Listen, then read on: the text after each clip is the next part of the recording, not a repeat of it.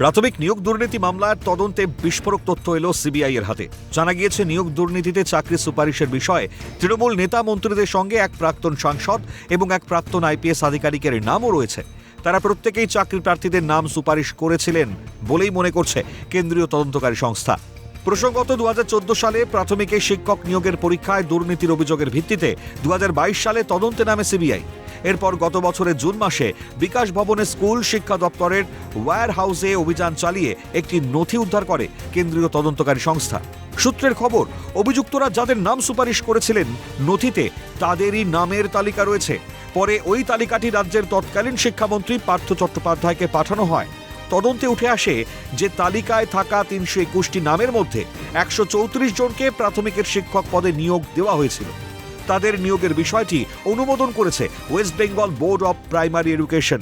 যদিও বিষয়টির সঙ্গে দলের কোনো যোগ নেই বলে দাবি শাসক শিবিরের। তৃণমূল নেতা কুণাল ঘোষের সাফাই, যারা সুপারিশ করেছেন তারাই এর ব্যাখ্যা দিতে পারবেন। এখন যারা দিয়েছেন তারা কোনো অনুরোধ রাখার কম্পালশনে দিয়েছেন, জেনে দিয়েছেন না জেনে দিয়েছেন, বৈধভাবে দেখার জন্য বলেছেন নাকি অবৈধ করার সুপারিশ দিয়েছেন, সে বুঝবো কি করে? তো ফলে এটা তো সিবিআই এবং কনসার্ন ব্যক্তিরা বলতে পারবেন। তো যাদের নাম সিবিআই দিয়েছে তারা এর ক্লারিফিকেশন দেবেন। এর সঙ্গে তৃণমূল কংগ্রেস কেন এর ক্লারিফিকেশন দেবে? বিরোধীদের অভিযোগ, রাজ্যে শিক্ষক নিয়োগের নামে যে ভুরি ভুরি দুর্নীতি হয়েছে তা সিবিআই এর এই নথিতেই স্পষ্ট হয়েছে। স্বভাবতই উঠছে প্রশ্ন যে এই বিপুল দুর্নীতির থেকে দায় এড়ানোর জন্যই কি বিষয়টিতে মুখে কুলু পেটেছে শাসক শিবির? প্রশ্ন ওয়াকিবহাল মহলের। সত্যজিৎ মুখোপাধ্যায়ের রিপোর্ট, ক্যালকাটা নিউজ।